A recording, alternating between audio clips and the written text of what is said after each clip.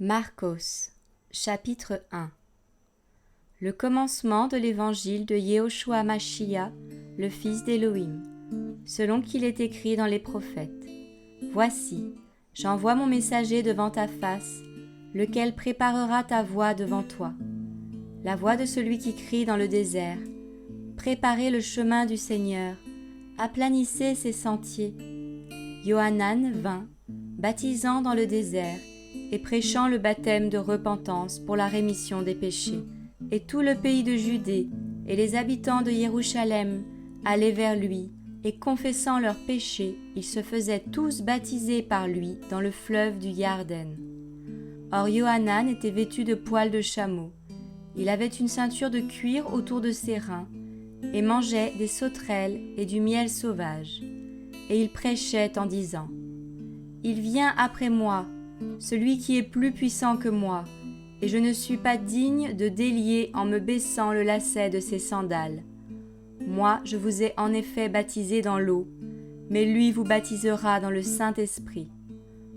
Or, il arriva en ce temps-là que Yehoshua vint de Nazareth, ville de Galilée, et il fut baptisé par Yohanan dans le Yarden. Et au moment où il sortait de l'eau, il vit les cieux s'ouvrir, et le Saint-Esprit descendre sur lui comme une colombe. Et une voix vint des cieux : Tu es mon Fils bien-aimé, en qui j'ai pris plaisir. Et immédiatement l'Esprit le poussa dehors dans un désert, et il fut dans le désert 40 jours, tenté par Satan. Il était avec les bêtes sauvages, et les anges le servaient. Or, après que Yohanan eut été mis en prison, Yehoshua alla dans la Galilée, prêchant l'évangile du royaume d'Élohim, et disant : Le temps est accompli, et le royaume d'Élohim s'est approché. Repentez-vous et croyez à l'évangile. Et en marchant près de la mer de Galilée, il vit Shimon et Andréas, son frère, jetant leurs filets dans la mer, car ils étaient pêcheurs. Et Yehoshua leur dit : Suivez-moi, et je vous ferai devenir des pêcheurs d'êtres humains. Et immédiatement, laissant leurs filets, ils le suivirent. Et en allant un peu plus loin, il vit Yaakov, fils de Zabdi, et Yohanan son frère, qui, eux aussi, étaient dans un bateau, réparant leurs filets. Et immédiatement, il les appela, et, laissant leur père Zabdi dans le bateau avec les ouvriers, ils le suivirent. Et ils entrèrent dans Capernaum. Et étant entrés immédiatement dans la synagogue le jour du Shabbat, il enseignait. Et ils étaient choqués par sa doctrine, car il les enseignait comme ayant autorité et non pas comme les scribes. Or, il se trouva dans leur synagogue un homme qui avait un esprit impur et qui s'écria en disant : Ah, qu'y a-t-il entre toi et nous, Yehoshua de Nazareth ? Es-tu venu pour nous détruire ? Je sais qui tu es, le Saint d'Élohim. Mais Yehoshua le réprimanda d'une manière tranchante en disant : Sois muselé et sors de cet homme. Et l'esprit impur sortit hors de lui en le faisant se convulser et en poussant un grand cri. Et tous furent effrayés, de sorte qu'ils se demandaient les uns aux autres et disaient : Qu'est-ce que ceci ? Quelle est cette nouvelle doctrine ? Il commande avec autorité même aux esprits impurs, et ils lui obéissent. Et la rumeur à son sujet se répandit immédiatement dans toute la région environnante de la Galilée. Et immédiatement après, étant sortis de la synagogue, ils se rendirent avec Yaakov et Yohanan à la maison de Shimon et d'Andréas.